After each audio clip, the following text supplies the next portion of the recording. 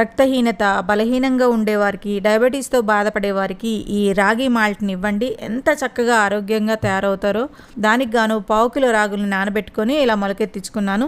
వీటిని కంప్లీట్గా ఆరిపోయే వరకు 3 రోజులు ఎండబెట్టుకోండి. ఇలాగా ఆరిపోయిన రాగుల్ని సన్నటి సెగ మీద వేయించుకోవాలి. మొలకలన్నీ వీటితో పాటు వేసేస్తే మాడిపోతాయని పైపైన వాటిని తీసేసి సగం రాగులు వేగాక ఈ మొలకల్ని వేసుకుంటే మొలకలు మాడకుండా ఉంటాయి. 1/2 కిలో రాగులకి 100 గ్రాములు బార్లీ కూడా అలా సన్నటి సెగ మీద వేయించేసుకోండి. 1/2 కప్పు బాదం పప్పుకి 15 యాలక్కాయలు వేసుకొని లైట్ గా వేయించుకోండి. వీటన్నిటిని వేరువేరుగా మెత్తగా పౌడర్ చేసుకోవాలి. ఇలా పౌడర్ చేసుకున్న వాటన్నిటిని చక్కగా మిక్స్ చేసుకొని ఒక గ్లాస్ కంటైనర్ లో స్టోర్ చేసుకోండి. ఇది కావాల్సినప్పుడల్లా మనం రాగి మాల్ట్ ని తయారు చేసుకోవచ్చు. అది ఎలాగో చూసేద్దాం. 2 టీ స్పూన్ల రాగి మాల్ట్ లో కొద్దిగంత వాటర్ వేసుకో ఉండ లేకుండా కలపండి. స్టవ్ మీద గ్లాసుడు పాలు వేడి చేసుకున్నాక ఈ రాగి లిక్విడ్ ని వేసుకుంటూ కలుపుకోండి. ఇది ఉడకనివ్వాలి కొద్దిసేపు. తర్వాత సరిపడ్డంత బెల్లము, కొద్దిగా నెయ్యి, చిటికెడు సాల్ట్ వేసి కలిపి తాగండి.